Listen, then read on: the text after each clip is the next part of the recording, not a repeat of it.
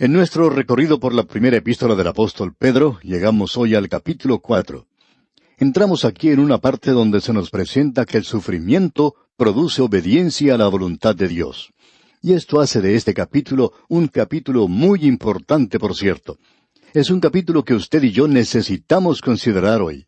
El versículo 1, pues, de este capítulo 4 de la primera epístola del apóstol Pedro dice: «Puesto que Cristo ha padecido por nosotros en la carne, vosotros también armaos del mismo pensamiento, pues quien ha padecido en la carne, terminó con el pecado». Debemos confesar que tenemos una nueva idea en cuanto a lo que indica este versículo. Es un versículo que ha causado mucho problema y dificultad, y usted puede notar eso en nuestras notas, ya que allí tenemos muy poco que decir. En realidad nuestras notas son bastante breves a través de esta sección, y es a causa de la necesidad que son breves. Nosotros tratamos de dilucidar, de aclarar esto en nuestro estudio, pero nunca hemos entrado en mucho detalle en este versículo. Y nos ha sorprendido el descubrir que otras personas también han sentido lo mismo y lo han tratado de la misma manera, o lo han dejado de lado y no han tratado este versículo con mucho detalle. Confiamos nuevamente que el Espíritu de Dios pueda darnos una idea en cuanto a lo que aquí se menciona, algo que sea de ayuda para nosotros. Ahora aquí dice: «Puesto que Cristo ha padecido por nosotros en la carne». Ahora el comienzo de este versículo indica que se refiere a algo que ya se ha visto en el capítulo 3, específicamente en el versículo 18, donde leímos: «Porque también Cristo padeció una sola vez por los pecados, el justo por los injustos, para llevarnos a Dios, siendo a la verdad muerto en la carne, pero vivificado en espíritu». Estos dos versículos van juntos. Y como indicamos en nuestro programa anterior, vamos ahora a tratar esto ya que hemos entrado en esta sección en particular. Esto nos recuerda una vez más que el Señor Jesucristo, en su cuerpo humano, no solamente padeció el dolor y el sufrimiento, sino que Él en realidad murió. Y eso fue en la carne. Existe un libro muy popular y su título es «Cuando Dios murió». Amigo oyente, Dios no murió, y la teología que salió hace algunos años de que Dios está muerto, bueno, eso es falso porque Él nunca murió y no está muerto en el presente, ni siquiera ha estado enfermo. Cristo murió en su cuerpo humano, el cual Él tomó en Belén. El escritor de la epístola a los Hebreos dijo que Él fue tentado de la misma manera en que nosotros somos tentados. Él sabía lo que era sufrir. Él sabía lo que era llorar. Él sabía lo que era derramar lágrimas. Él sabía lo que era tener un corazón quebrantado. También sabía lo que era regocijarse. Él era un ser humano perfecto, y Él murió en ese cuerpo humano. Él puso fin a su relación con los pecados del hombre cuando murió en la cruz, porque Él llevó el castigo de los pecados en su propio cuerpo.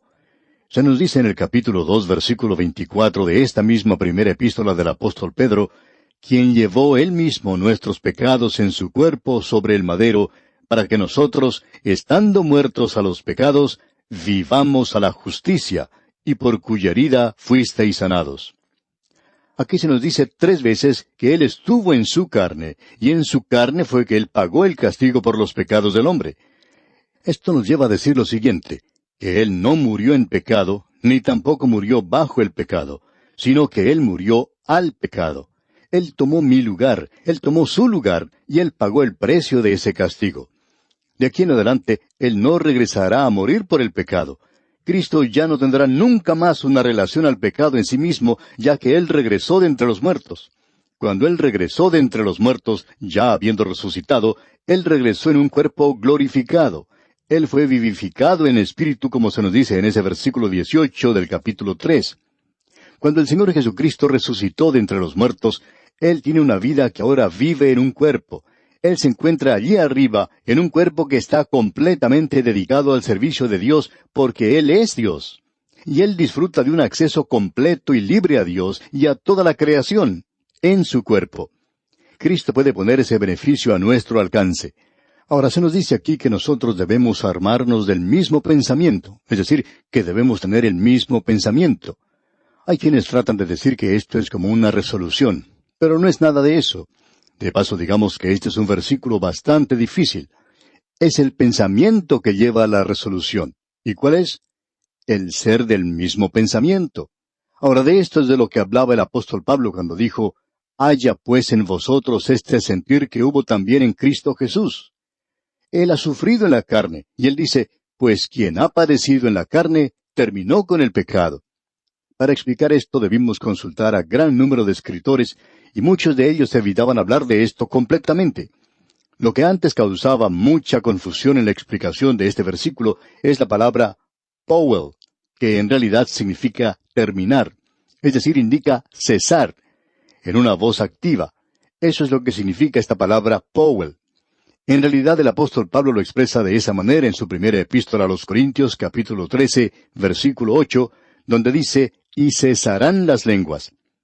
Si uno sale a caminar en alguna ciudad de Grecia, cuando llega a un lugar donde las autoridades quieren que la gente se detenga, se coloca un cartel que dice, pare. Esa es la voz activa. Ahora, cuando leemos allá en la primera epístola a los Corintios que cesarán las lenguas, allí se está utilizando la voz activa. Cesarán.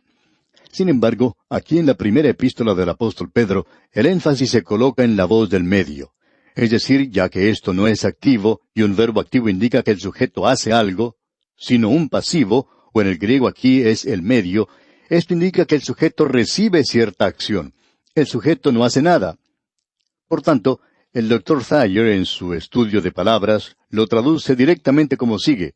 Él ha sido librado. Ahora, si usted ha sufrido en la carne, usted ha sido librado del pecado. ¿Y qué es lo que quiere decir con eso? Bien, vamos a observar esto por un momento. En primer lugar, tendríamos que decir que Dios hoy utiliza el sufrimiento para guardarlo a usted del pecado. Estamos seguros que muchos de nosotros hemos experimentado eso. El sufrimiento nos guarda del pecado. Pero Pedro está diciendo mucho más que eso. Esta palabra que se usa aquí indica que ha sido librado del pecado. Ahora eso indica que Dios ha realizado una provisión adecuada para usted y para mí, para poder vivir la vida cristiana. Como dice el Dr. Griffith Thomas, este versículo aquí en la primera carta del apóstol Pedro expresa en muy pocas palabras lo que Pablo dice en el capítulo 6 de su epístola a los Romanos. ¿Y qué es eso? Bueno, es la provisión que Dios ha hecho para usted y para mí, para que podamos vivir la vida cristiana. Pedro ha presentado esto de una manera muy clara, que nosotros hemos renacido por la palabra de Dios y el Espíritu de Dios. Y el Espíritu de Dios, por la palabra de Dios, producirá el Hijo de Dios. Y ese Hijo de Dios ahora tiene una nueva naturaleza. Esa nueva naturaleza no va a vivir en el pecado. La ilustración, y esta es una ilustración bíblica y se utiliza mucho, es el Hijo pródigo. El Hijo pródigo fue a la posilga, pero amigo oyente, él no era un cerdo. Él tenía la naturaleza de su padre. Él había vivido en una mansión maravillosa.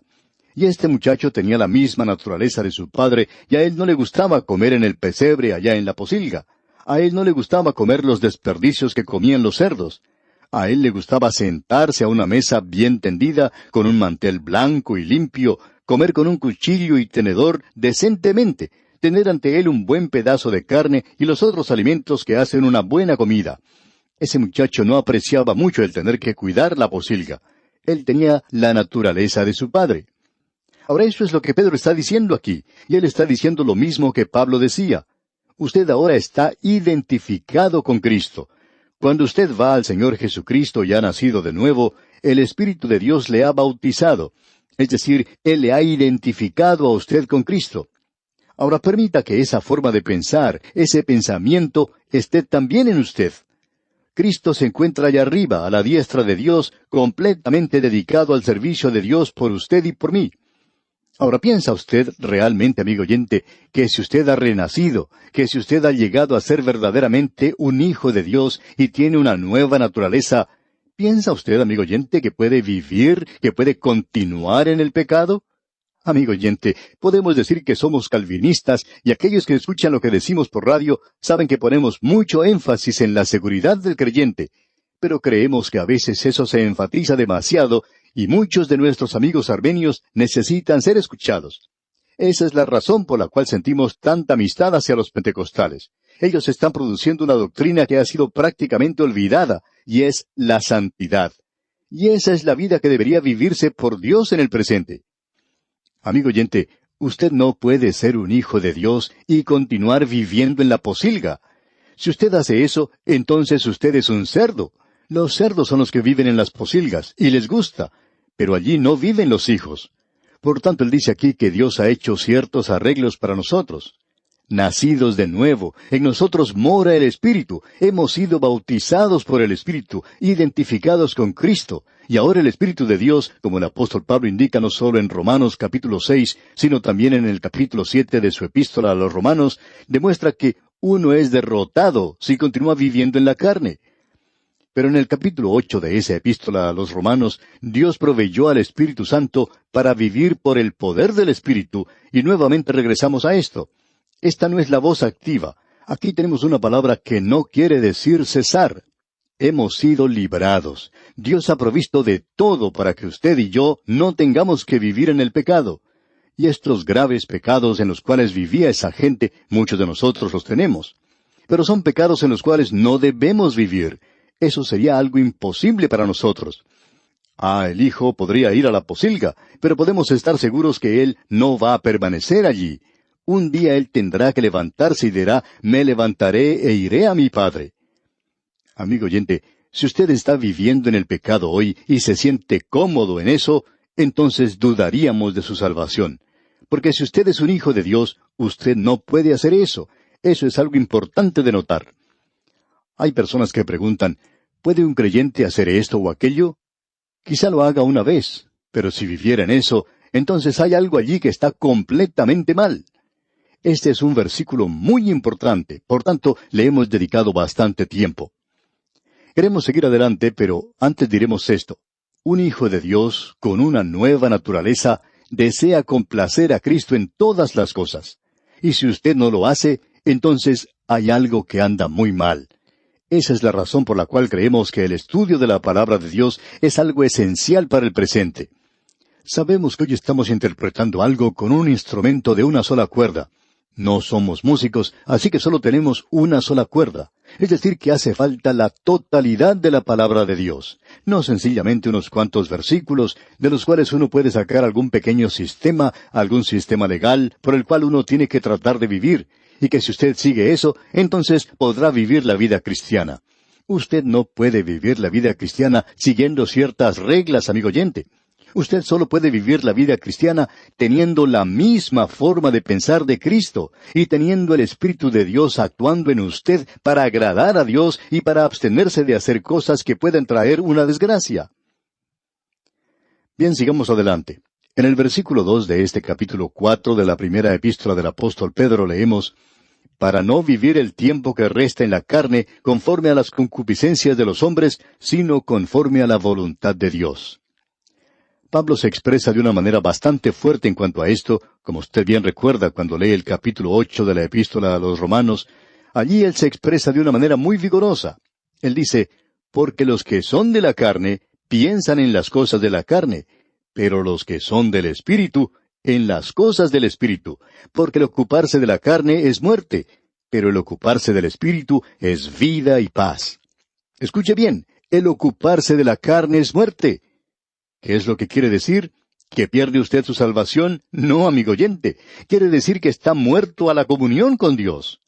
El apóstol Juan en su primera epístola capítulo 1, versículo 6 dice, si decimos que tenemos comunión con Él y andamos en tinieblas, mentimos y no practicamos la verdad.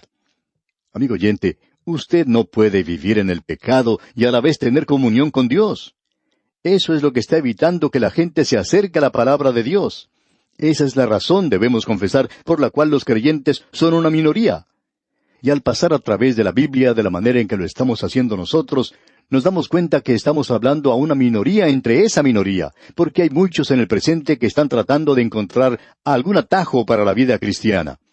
Amigo oyente, no hay ningún atajo. Dios dijo que Él utilizaría el sufrimiento en su vida para evitar que usted pecara. Ahora Él dice aquí que usted no puede continuar viviendo en los pecados de la carne, conforme a las concupiscencias de los hombres, sino conforme a la voluntad de Dios. O usted vive para complacer a los hombres, amigo oyente, o va a vivir para complacer a Dios.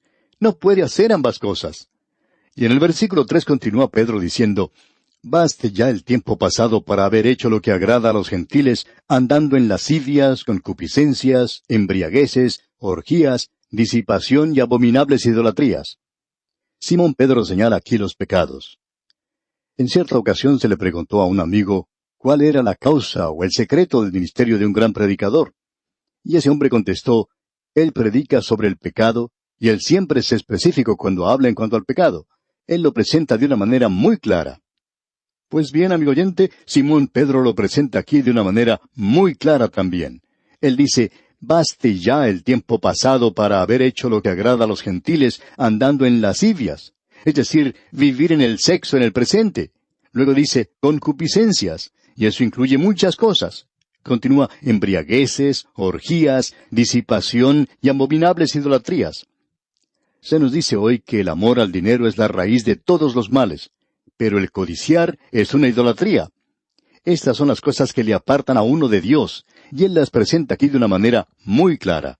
Uno no tiene que tratar de imaginarse lo que Simón Pedro está tratando de decir. Tememos que en nuestros días hay muchas personas que no son muy claras en cuanto a esto. Cierto bromista dijo lo siguiente, si usted tiene religión, usted no lo sabe, y si usted lo sabe, entonces no la tiene. Y si usted no la tiene, usted no puede perderla. Y si usted la pierde, usted nunca la tuvo. Y si usted nunca la tuvo, entonces no puede tenerla. Algunas de las conversaciones que escuchamos hoy parecen decir las mismas cosas que esta persona. Amigo oyente, uno puede decir las cosas de una manera muy clara, y esto está escrito aquí en palabras bien grandes. Esto está escrito en cartelones en la palabra de Dios, y nadie puede perder el sentido de lo que se está diciendo. Ahora, el versículo 4 de este capítulo 4 de la primera epístola del apóstol Pedro dice, a estos les parece cosa extraña que vosotros no corráis con ellos en el mismo desenfreno de disolución y os ultrajan. Amigo oyente, o usted complace a Dios o complace a los hombres. Si usted está complaciendo a los hombres, entonces no está complaciendo a Dios. El Señor Jesucristo dijo que el mundo le odiaba a Él y que nos iba a odiar a nosotros también. Y si eso no sucede, entonces hay algo que no anda muy bien. Estas son las cosas que necesitan decirse y nosotros estamos tratando de decirlas. Bien, amigo oyente, vamos a detenernos aquí por hoy. Continuaremos, Dios mediante, en nuestro próximo programa. Y como es nuestra costumbre, le sugerimos leer el resto de este capítulo 4 de la primera epístola del apóstol Pedro, para estar así más familiarizado con su contenido para nuestro próximo estudio. Es nuestra oración que el Señor colme su vida de sus ricas bendiciones.